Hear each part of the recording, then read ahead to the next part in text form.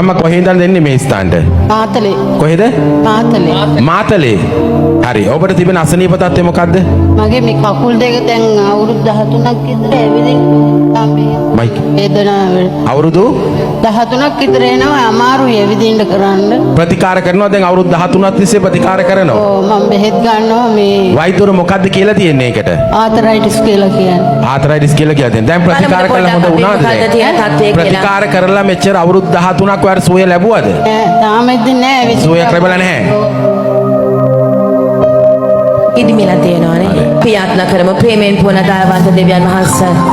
ජීවමාන යේසුස් වහන්සේගේ නාමයෙන් මේ සර්වාංගයේ තිබෙන මේ රුමටොයිඩ් ආතරයිටිස් රෝගය යේසුස් වහන්සේගේ නාමයෙන් යේසුස් වහන්සේගේ සුද්ධ ලේවල බලයෙන් ගේ නාමයෙන් යේසුස් වහන්සේගේ සුද්ධ ලේවල බලයෙන් යේසුස් වහන්සේගේ නාමයෙන් යේසුස් වහන්සේගේ ලේවල බලයෙන් මේ සර්වාංගයේ තිබෙන රෝග තත්ත්වය මුළුමනින්ම යේසුස් වහන්සේගේ නාමයෙන් මේ සර්වාංගයේ තිබෙන සියලුම අන්ධකාර වියාද අඳුරු ආත්ම නාසයේ යේසුස් වහන්සේගේ ජීවමාන ලේවල බලයෙන් යේසුස් වහන්සේගේ නාමයෙන් මුළුමනින්ම දුර වෙලා පහළලා විනාශ වෙලා යන්න ගන්න කරන අතර මුළුමනින් ගාව මුදලා නිදහස් කරනවා යේසුස් වහන්සේගේ නාමයෙන්.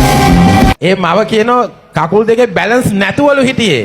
නමුත් දැන් මොකද වෙලා තියෙන්නේ? දැන් බැලන්ස් එක තියෙනවා. දැන් කියන්නේ මොකද? බැලන්ස් දැන් කකුල් දෙක දැන් බැලන්ස් තියෙනවා. මම වැටෙන්න යනවා මම. ආමේන්.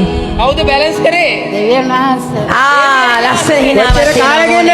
ප්‍රේස් ගෝඩ්. කොච්චර කාලෙකින්ද අපි කියන මයික් එකට? දැන් මම අවුරුදු 13ක් අවුරුදු 13. දෙවියන් වහන්සේට මහිම වේවා. දැන් ලස්සනයි මූණත් ලස්සනයි අද.